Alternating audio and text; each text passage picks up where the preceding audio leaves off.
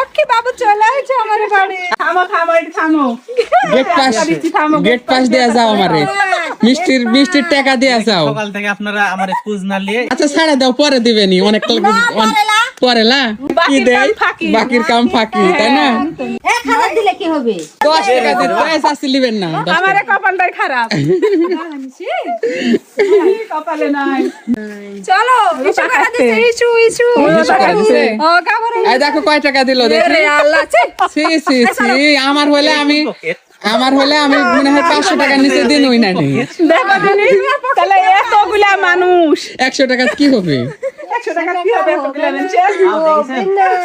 এরা কি শুরু করছে আমার এতে কত টাকা দিবে মিষ্টি খেতে আমারে? মারহাবা মারহাবা, লাও লাও চাচি লাও, সবাই মিলাই লিব। ওমা কি এটাই হয়ে যাবে।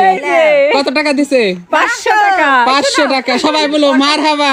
মারহাবা, সবাইকে করে সেটা এটা আপাতত, হ্যাঁ মারহাবা, সালজন তাড়াতাড়ি আর বড় হয়। আপাতত 500 টাকা দিল বাড়ির মধ্যে ঢোকার জন্য, এটা তাই না, গেট পাস হিসাবে।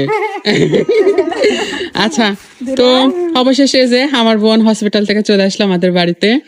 আর এতে আসতে সবাই, মেঘনার মা, চাচি, তুলি সবাই মিলে আমার বোনের জামাইকে ধরেছে টাকা দিতে হবে, তাছাড়া বাড়ির মধ্যে ঢুকতে দিবে না।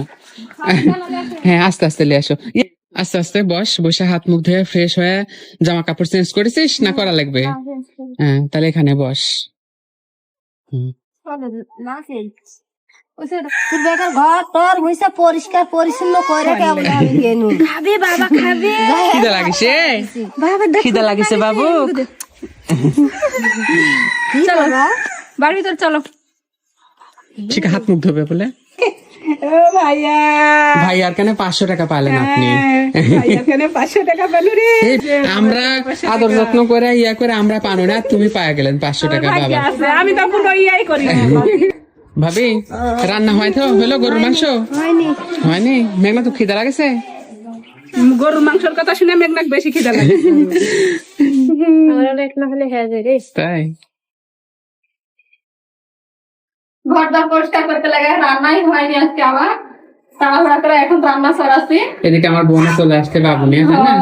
তো আজকে আমাদের দুপুরে রান্না হচ্ছে এখানে যে মাছ, এটা রুই মাছ না কাতলা মাছ? রুই মাছ ছোট ছোট পিস করে রাখা ছিল।